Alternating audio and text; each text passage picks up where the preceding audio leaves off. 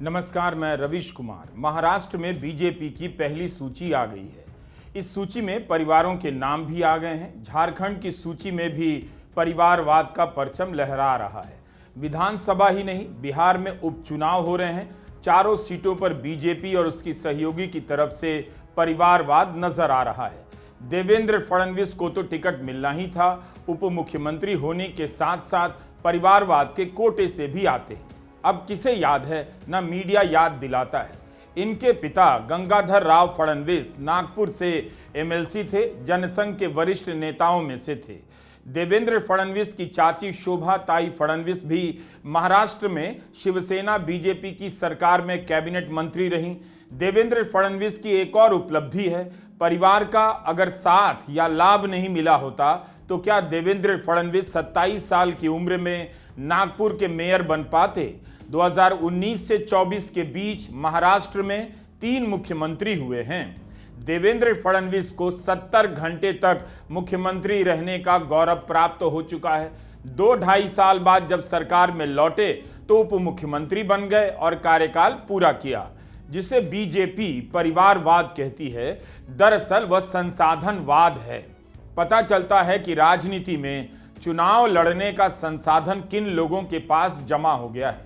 केवल जन समर्थन के कारण किसी क्षेत्र में इस तरह के नेता नहीं टिकते हैं, बल्कि इसके पीछे राजनीतिक जीवन में जमा धन दौलत का भी रोल होता है, जिसकी बात कोई नहीं करता। परिवारवाद के पीछे यही दौलतवाद है जिसके दम पर इन्हें जिताऊ उम्मीदवार माना जाता है। सवाल है कि अगर प्रधानमंत्री नरेंद्र मोदी इतनी मजबूत स्थिति में भी इस बीमारी से नहीं लड़ पाए, तब फिर क्यों इस 10 साल तक इस मुद्दे पर बात करते रहे। क्या बीजेपी ने परिवारवाद के आगे सरेंडर कर दिया है। महाराष्ट्र की बीजेपी की पहली सूची में आप देखिए 99 उम्मीदवारों में से किसे टिकट दिया गया है। बीजेपी ने अशोक चव्हाण की बेटी श्रीजया चव्हाण को टिकट दिया है। जिस भोकर सीट से श्रीजया लड़ेंगी उस पर बीजेपी कभी नहीं जीत पाई है। विधायक आशीष शेलार को भी टिकट मिला और उनके भाई विनोद शेलार को भी। पूर्व सांसद हरिभाऊ जावले के बेटे अमोल जावले को टिकट मिला। पूर्व विधायक लक्ष्मण जगताप के परिवार से जुड़े शंकर जगताप को टिकट दिया गया है। विधायक बबन राव पाचपुते की पत्नी प्रतिभा पाचपुते को टिकट दिया गया है। राज्यसभा सांसद धनंजय महादिक के छोटे भाई अमल महादिक को टिकट दिया गया है। पूर्व केंद्रीय मंत्री राव साहेब दानवे के बेटे संतोष दानवे को टिकट मिला है। पूर्व मुख्यमंत्री शिवाजी राव पाटिल निलंगेकर के पोते संभाजी को टिकट दिया गया है। अनिल शिरोले के बेटे सिद्धार्थ शिरोले को टिकट दिया गया है। जब बीजेपी अपनी पार्टी में परिवारवाद से नहीं लड़ सकती है तो सरेंडर क्यों नहीं बोल देती। 10 साल से प्रधानमंत्री इसे मुद्दा बना रहे हैं। कांग्रेस से लेकर तमाम क्षेत्रीय दलों को परिवारों के लिए चलने वाली पार्टी कहते हैं। जब घेरा जाता है तब परिवारवाद का अपना मतलब लगाने लग जाते हैं। बीजेपी के परिवारवाद और दूसरे दलों के परिवारवाद का अंतर ले आते हैं, यानी सुविधा के हिसाब से दलीलें बना लेते हैं। हम किस परिवारवाद की चर्चा करते हैं। अगर किसी परिवार में अपने बलबूते पर जन समर्थन से एक से अधिक अनेक लोग अगर राजनीतिक क्षेत्र में भी प्रगति करते हैं, उसको हमने कभी परिवारवाद नहीं कहा है। हम परिवारवाद की चर्चा वो करते हैं जो पार्टी परिवार चलाता है, जो पार्टी परिवार के लोगों को प्राथमिकता देती है, जो पार्टी के सारे निर्णय परिवार के लोग ही करते हैं, वो परिवारवाद है। न राजनाथ जी की कोई पॉलिटिकल पार्टी है, न अमित शाह की कोई पॉलिटिकल पार्टी है। और इसलिए जहां एक परिवार को पार्टियां लिखी जाती हैं, वो लोकतंत्र में उचित नहीं है। लोकतंत्र में पार्टी अनेक एक परिवार के 10 लोग राजनीति में आए, कुछ बुरा नहीं है। हम तो चाहते हैं नौजवान लोग आए।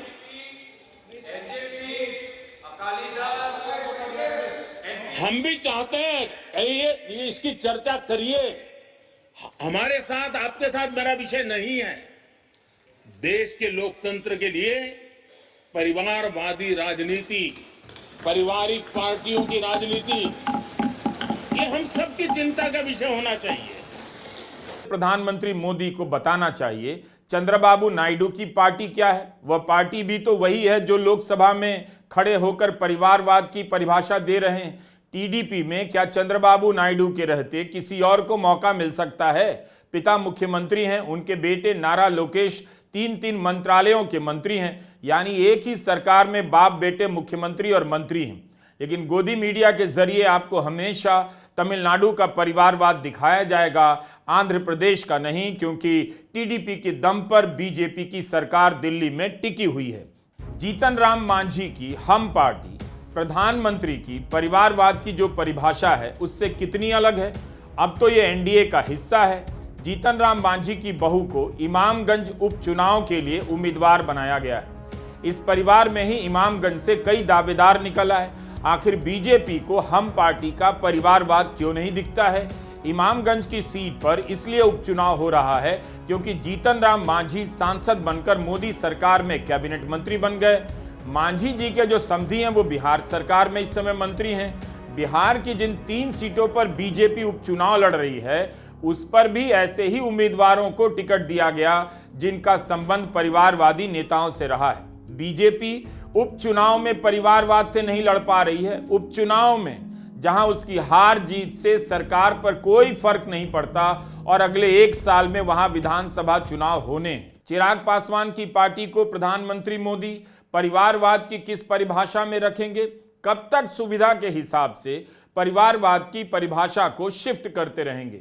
चंद्रबाबू नायडू के सामने परिवारवाद भूल जाते हैं। कर्नाटका में देवेगौड़ा के सामने इतना भूल गए कि उनके पोते पर बलात्कार और वीडियो बनाने का मामला सामने आया, मगर प्रधानमंत्री मोदी ने एक शब्द नहीं कहा।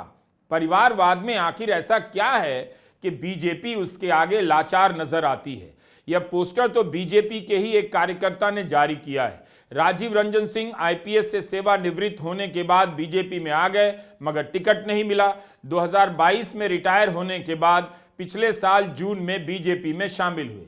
झारखंड में टिकट वितरण के बाद इन्होंने यह तस्वीर ट्वीट की है कि अब हम किस मुंह से कहेंगे भाजपा परिवारवाद के खिलाफ है। इस पोस्टर पर लिखा है, रघुवर दास की बहू को टिकट मिला, चंपई सोरेन के बेटे को टिकट मिला, अर्जुन मुंडा की पत्नी मीरा मुंडा को टिकट मिला, दुल्लू महतो के भाई को टिकट मिला। झारखंड मुक्ति मोर्चा ने इस पोस्टर को ट्वीट किया है। दैनिक भास्कर की इस खबर की हेडलाइन देखिए, झारखंड से परिवारवाद अब भाजपा के लिए अछूत नहीं। नीचे लिखा है, राजनीतिक घरानों की पत्नी, बेटा, बहू, भाई सबको मिला टिकट।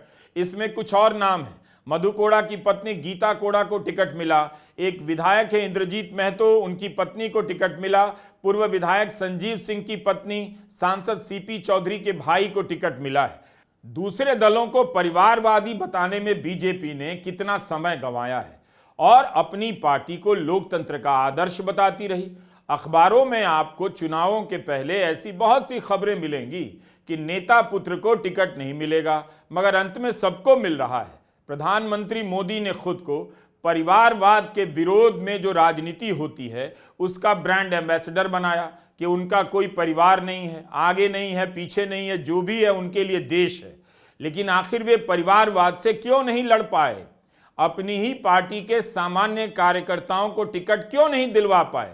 कितनी गंभीरता से प्रधानमंत्री मोदी ने परिवारवाद को लेकर भाषण दिए हैं। एक नहीं, अनेक भाषण हैं। ऐसा भी नहीं है कि प्रधानमंत्री को पता नहीं होता और उनके पीछे से किसी को टिकट मिल जाता है। बीजेपी की जिस केंद्रीय कमेटी में टिकटों पर अंतिम मुहर लगती है उसकी अध्यक्षता प्रधानमंत्री मोदी ही करते हैं। आखिर प्रधानमंत्री मोदी को अपना भाषण तब कुछ भी याद नहीं आता जो उन्होंने परिवारवाद को लेकर दिया है।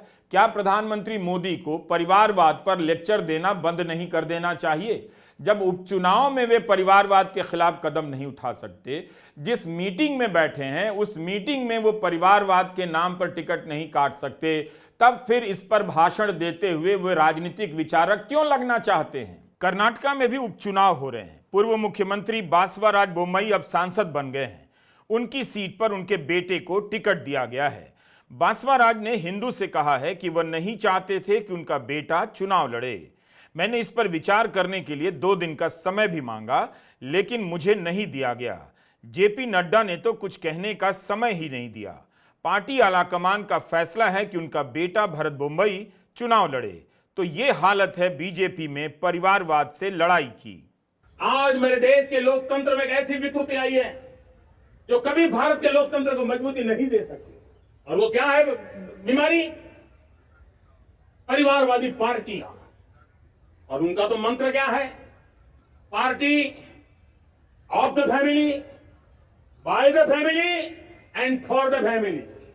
इनका तो जीवन मंत्र यही है कि उनकी पॉलिटिकल पार्टी, उनका राजनीतिक दल परिवार का, परिवार के द्वारा और परिवार के लिए, परिवारवाद और भाई भतीजावाद प्रतिभाओं के दुश्मन होते हैं, योग्यता को नकारते हैं, सामर्थ्य को स्वीकार नहीं करते हैं, और इसलिए परिवारवाद इस देश के लोकतंत्र की मजबूती के लिए उसकी मुक्ति जरूरी है। हालत तो यह है कि प्रधानमंत्री मोदी अब वोटर को भी परिवार कहने लगे हैं और टिकट भी परिवार के नाम पर देने लगे हैं। एक साल पहले प्रधानमंत्री मोदी ने कांग्रेस के परिवारवाद पर जब बयान दिया तो कांग्रेस ने एक पूरी सूची बनाई कि बीजेपी में परिवार के नाम पर कौन कौन मजे ले रहा है, मौज काट रहा है। जय शाह पुत्र अमित शाह, पंकज सिंह पुत्र राजनाथ सिंह, नीलेश राणे पुत्र नारायण राणे, अनुप्रिया पटेल पुत्री सोनेलाल पटेल, हमारे कभी अपने होते थे ज्योतिरादित्य सिंधिया पुत्र श्री माधवराव सिंधिया, देवेंद्र फडणवीस पुत्र गंगाधर फडणवीस, अनुराग ठाकुर पुत्र प्रेम कुमार धूमल, पीयूष गोयल पुत्र वेद प्रकाश गोयल, किरण रिजिजू पुत्र रिंचिन खारू, भारती प्रवीण पवार पुत्री अर्जुन पवार, श्री आरपीएन सिंह कभी हमारे होते थे पुत्र सीपीएन सिंह, अरुण सिंह धूमल भाई अनुराग ठाकुर, पंकजा मुंडे पुत्री स्वर्गीय श्री गोपीनाथ मुंडे, पूनम महाजन पुत्री प्रमोद महाजन, आकाश विजयवर्गीय पुत्र कैलाश विजयवर्गीय, राव इंद्रजीत सिंह पुत्र राव बीरेंद्र सिंह। ये हमारे तो नहीं है, ये तो भाजपा के नेताओं के नाम मैंने आपको गिना दिए और कुछ ही गिनाए हैं।